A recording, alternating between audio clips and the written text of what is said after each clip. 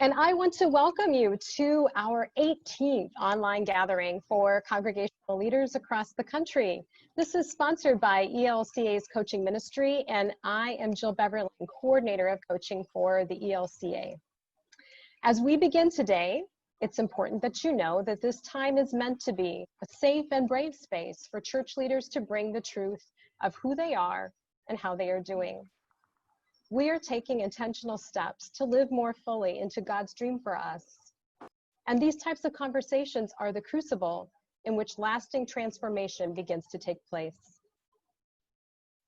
The last few weeks, our gathering has focused on the topic of racism and how we can more specifically move toward hearing the truth of this and being intentional about change and healing in this realm.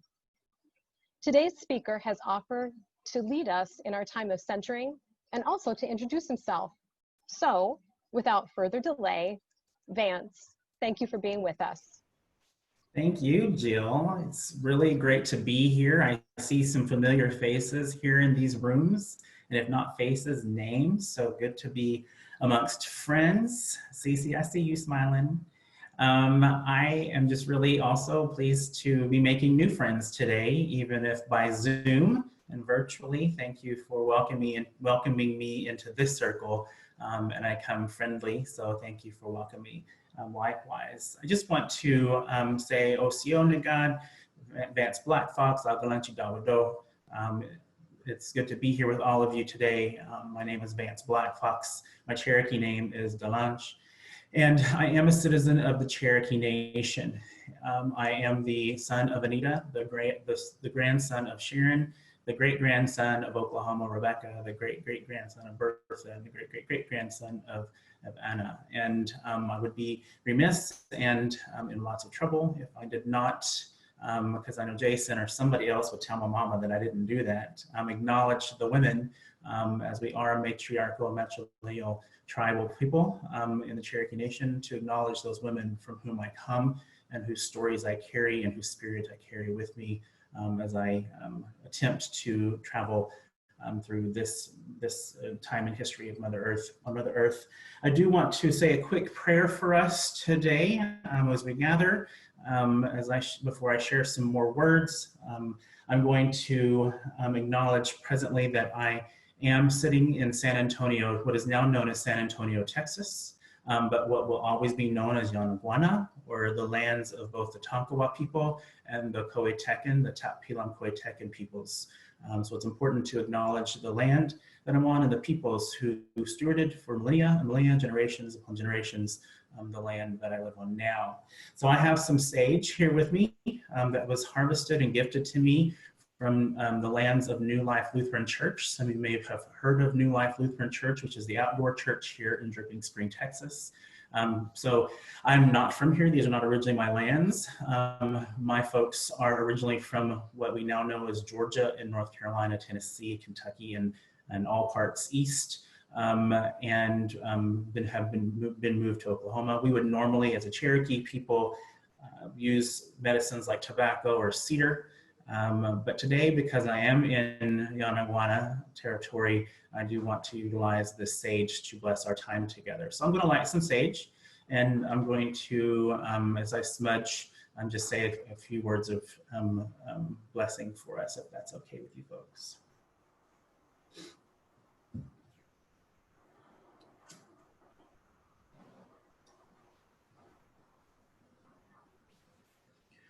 Pray with me. Creator God, Great Spirit, we give you thanks today for the opportunity to be gathered in this circle. We give you thanks for all the wonderful leaders that are gathered in this space, those folks who lead congregations and communities and villages in their own places. Might we all be open to hearing good words this day. May we receive good medicine from one another as we share our thoughts on how to be in better relationships with one another and to care and love one another as your created beings here in this place on Mother Earth. All these things we pray in Jesus' name. Amen. Greetings again, OCO. I am just really thrilled to be here. I've been hearing about all this incredible coaching stuff that has been going on in the ELCA.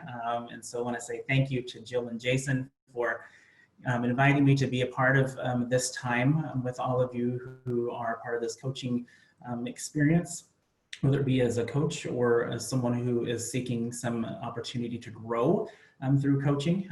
I think is very important. I do have some graduate experience in leadership development, and a big portion of my studies was about coaching and how to receive coaching just as much as I learned how to do a little coaching. And so I like to think that I can take some coaching, and so glad to see other witnesses do the same.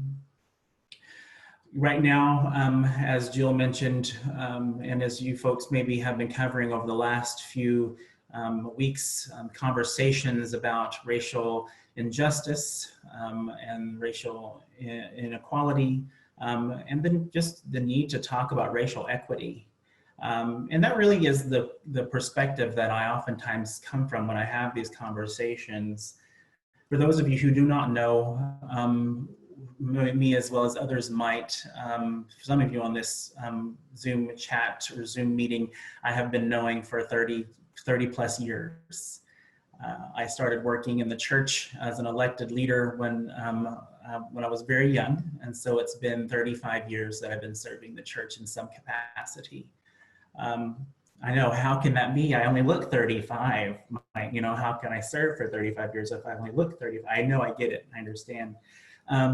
But to be honest, it feels like 70 years that I've been serving the church. And I hate to say that, because the reality is that I'd like to think that my time working in the church would be full of joy and incredible experiences. And while those certainly have happened, whether it be through the opportunities I've had to lead as a young person, or the opportunities I've gotten to see when I've gotten to see young people develop as leaders in the church and move into different sectors around the world to impact the world as young leaders in the world. Whatever that might be, joyful experiences did happen, but I have to always be honest when having this conversation. I have had more non-joyful experiences in the church than I've had joyful experiences in the church. And it's always so, I don't think about it every day. I don't sit on it all the time, thinking about how this smudge is getting in my face. Thinking about how constantly have been at different times, depending upon where I was, barraged with people and or situations that were very racist, that oppressed me and my gender as a two-spirit person, that sometimes suppressed my leadership because I was too young, or I looked too young, or I spoke too young because I happened to work with young people. Whatever that might have been, there always seems to be a challenge. It always seems to be work. It always seems like, because I was called by the Creator, God, Christ, to work in this church, it really was double the work as a Native person, as a Cherokee person in this space. And I hate that. I don't care for that. It doesn't feel good. I was sharing with Jason not too long ago, the experiences I had in seminary, the experience I had working for the ELCA, the experiences I've had working outside the ELCA, but still being a member in this church, and how, I have learned over these years to deal with the things that the racist acts, or the people who were attacking, or who were just ignorant in their conversation to me or about me, and how to handle that. The difference between me and maybe someone else, for 35 years, I have been very practiced, I have been coached, I have been taught how to handle those types of situations and can take the brunt of that. But I'm not everyone else. So I constantly think about my cousins. I think about all my other sisters and brothers in the church who come from different ethnic backgrounds, who come from different genders and sexual identities, or gender identities and sexualities, who may not have had the same opportunity to be coached and taught and warned and have a host of support around them to navigate what it means to be Christian in a church that is mostly white. And for much of its history, been led by mostly men. So I always, when I think about my journey and why the heck I am still engaged in this church, it has nothing, sadly, to do with me and my experience. It has everything to do with the people who come after me. That is a very native thing to say if you did not know that. My experience and my existence and my journey here on this Mother Earth at this time is never about me, but rather, how am I going to impact the 7 generations that are coming behind me? I pray for that 7th generation behind me today, just like my ancestors prayed for me 7 generations ago. And so we have this continuous circle of prayer for one another in Indian country, in our tribes, in our villages, in our communities. But I think that, well, I know that in our church, we don't have that same circle. We oftentimes are caught up in our Judeo-Christian culture. We're caught up in that Western culture, Western mindset of what does it mean to be me right now in time. Doesn't mean that we don't acknowledge maybe who our grandparents are and not even know who they are, but we oftentimes give ourselves permission to not think beyond who I'm in relationship who I'm in relationship with that is right around me. And it doesn't go in, we don't go into thinking about generational concern. When we go to church-wide assembly, or we go to synod assembly, or when we even go to worship on Sundays, we're not talking about 7 generations in front of us or behind us. We don't do that. In my church experience at All Nations Indian Church in Minneapolis, we talk about that. But I'm a member at St. John's Lutheran Church here in San Antonio, which reflects the ELCA's whiteness. I'm probably one of 10 people of color who are members there right now. And while I love the congregation and I love my sisters and brothers who are there, and I love the music at my congregation, the reality is they're not talking Indian. They're just not talking Indian. I can handle that, but I have to adjust. They don't have to adjust to me, and they never do. No matter where I go, I, as a Native person, have to continue to adjust. One of the things that I get to do in this church is I get to work with young people. And presently, we call the program that I lead Other+Wise. And Other+Wise is a new nonprofit that was birthed out of the work that I did as a youth director many years ago, but also as I served at LSTC's Youth and Mission program, recreating a new way of thinking about how we do mission in the world. How we do mission in the world. Arbitrary numbers, but for the first 400 years that Europeans were on this continent, mission meant convert or kill the Indians, period. That's what mission meant. Or convert or missionize someone else, but usually just Indians. That was the focus much of the time. And then for the last 100 years, mission means and has meant, how do we help? How do we give charity to? How do we help the poor brown and black people in our midst? But oftentimes it's not in our midst. When we say, how do we help the poor brown and black people, we mean out there, away from our community. We rarely do we ever say, how do we help the people in need in our own community? And oftentimes the people who are most in need aren't the people who are poor, because the Bible tells us that those are the folks who are most faithful, right? The people who are most in need are the privileged. And the church doesn't talk about the people who are privileged being the most in need. We just don't do that. But the reality is that's the case from my perspective. I often say that if you're going to do mission, don't do mission Don't try to come and do mission in my community, a brown or black community, unless you're doing mission well in your own community. And as I redefine what mission means to be building relationships, you can't build relationships with people who are brown, black, or LGBTQ or other marginalized groups until you know how to be in relationship, until you know how to practice being in relationship with people who are different than yourself. So what is the need here? Yeah, certainly there's need for charity. There are poor people who need our assist, but the reality is the biggest need right now is for people, usually non-people of color, white people, who need us to lead them through conversations about how to be in better relationships with people who are different than they are. And funny enough, not just for the sake of being in a relationship with people who are different, but to be in relationship, better relationship with Christ.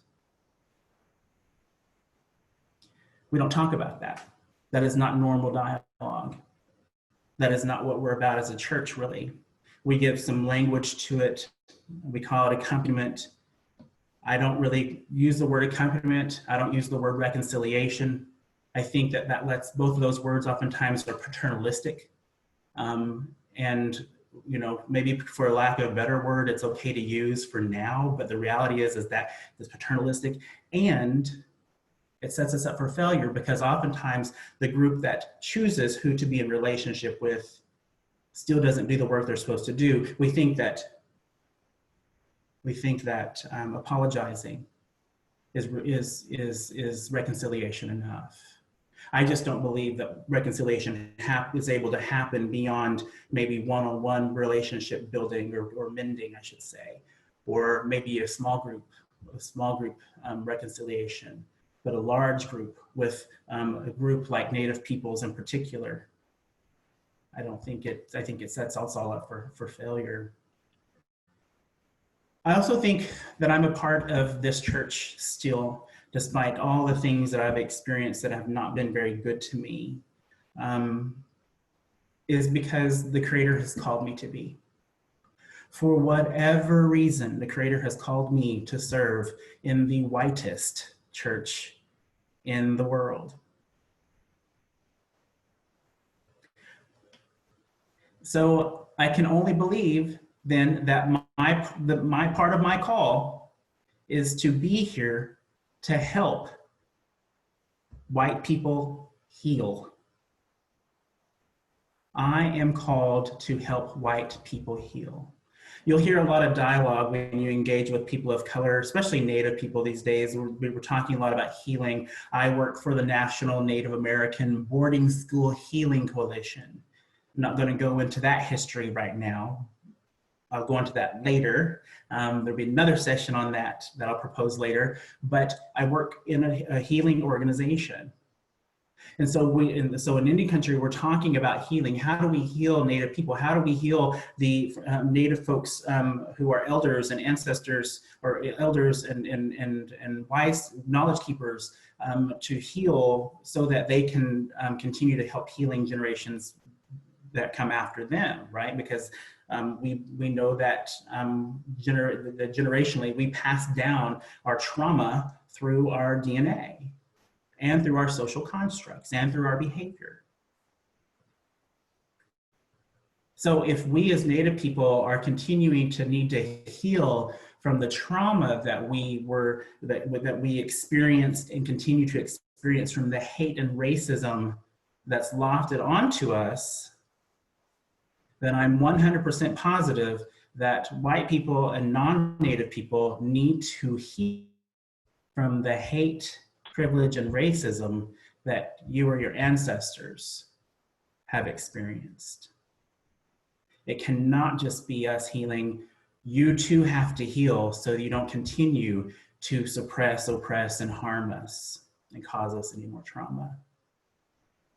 And so I have to believe that the Creator has placed me here to talk with folks, whether it be one-on-one or in situations where I'm gathered with folks in Zoom, where I see your beautiful faces or your names across the screen, but I feel like I'm talking to myself sometimes because it's all virtual.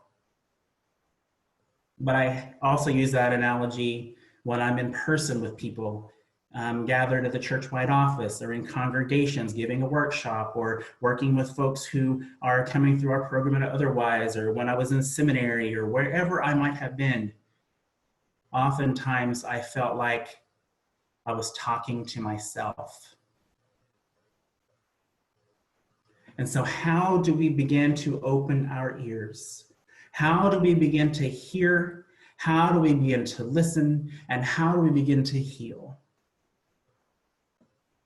How do we begin to heal from all this hate and racism that we have been journeying with for generations now on Turtle Island, also known as North America, and the United States is included in that.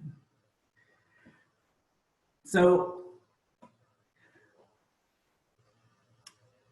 I'm just really thankful.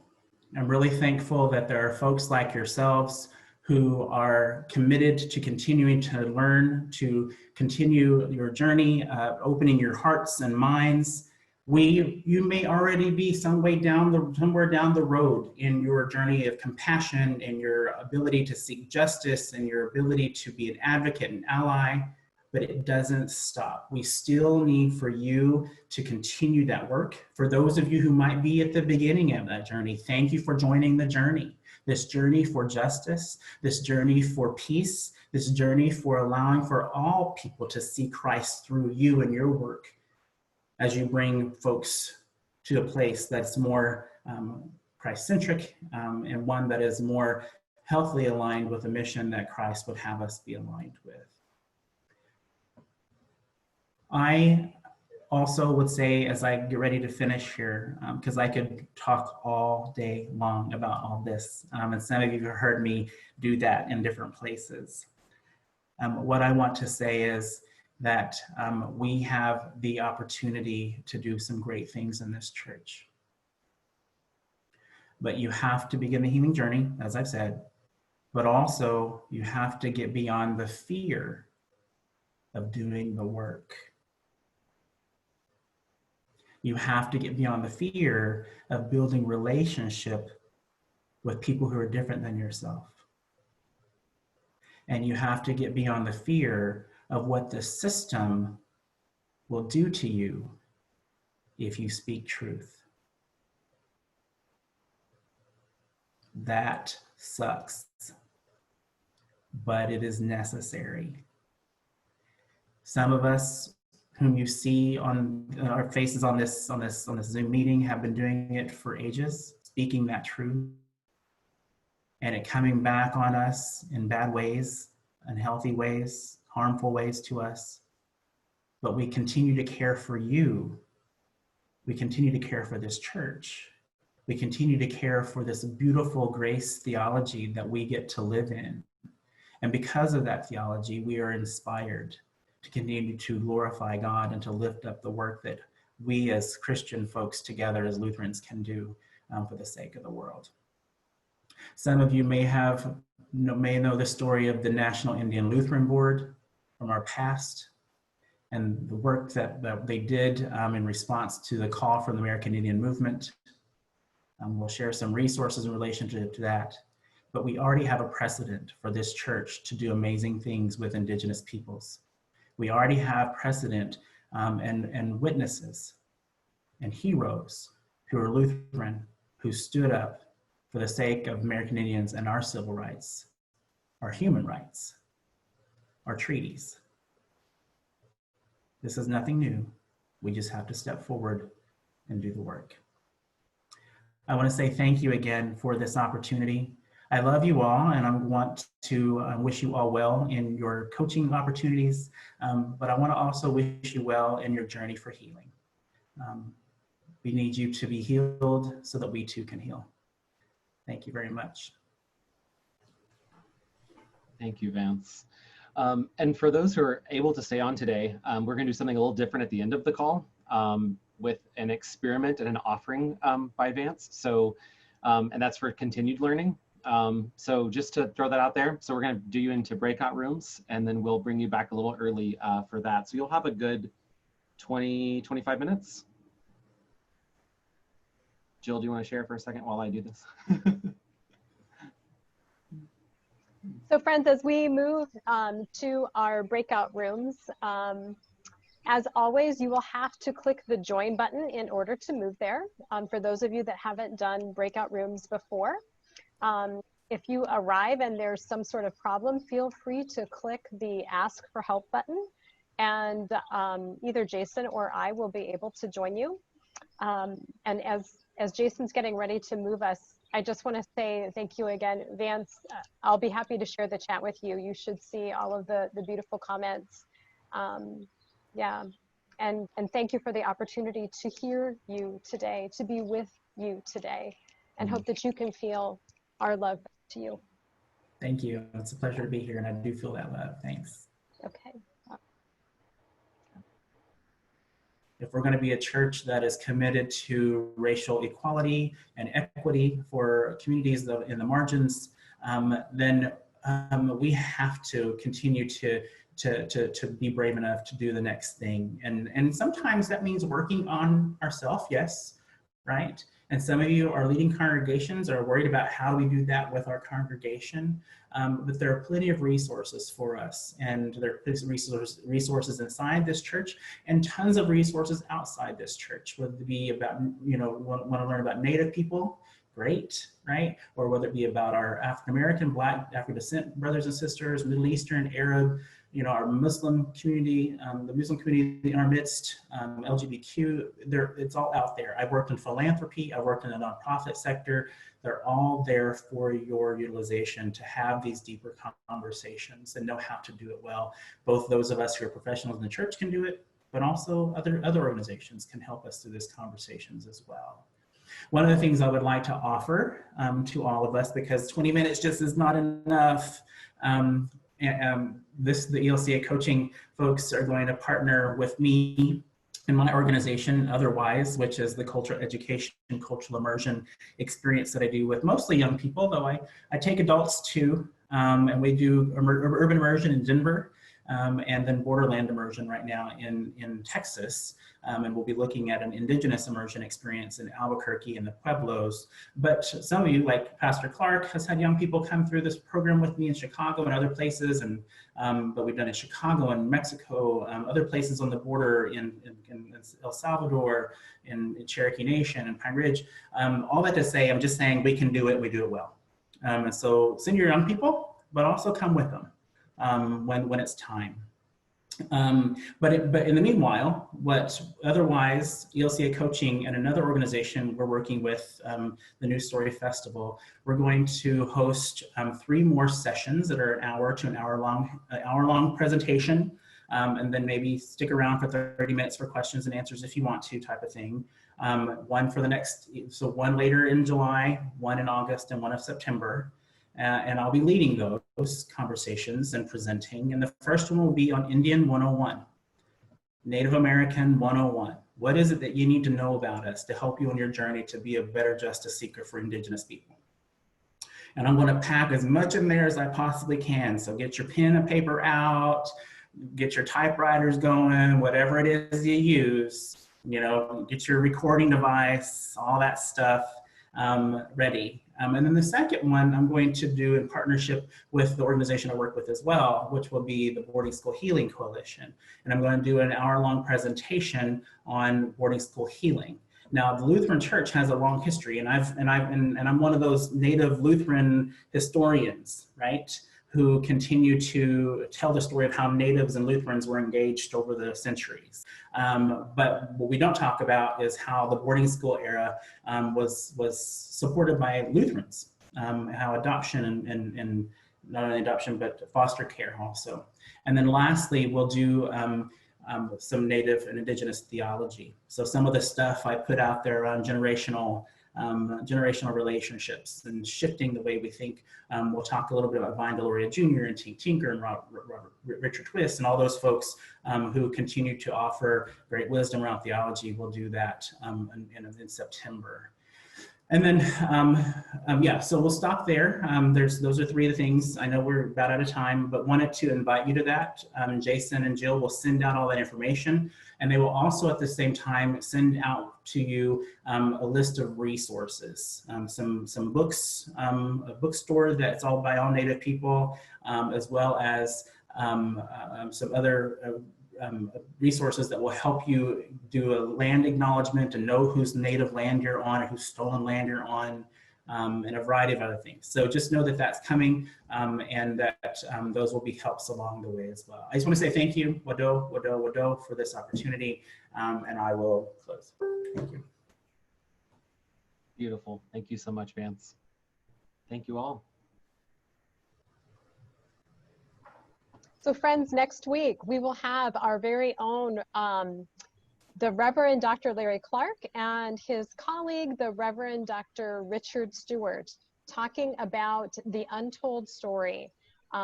Many of you maybe don't know that Dr. Clark received his doctorate in history, and we're going to be hearing a bit about Lutheran history from the Black perspective. And so you'll want to show up for that. There may be some crossover even. I'm seeing Vance going like this. Just so much to learn. It's such rich conversation. Thank you again, Vance, for this time of sharing. I'll stay on the line, as has been my habit, for those that desire a little bit more conversation. And God bless you, everyone. Thanks for being with us.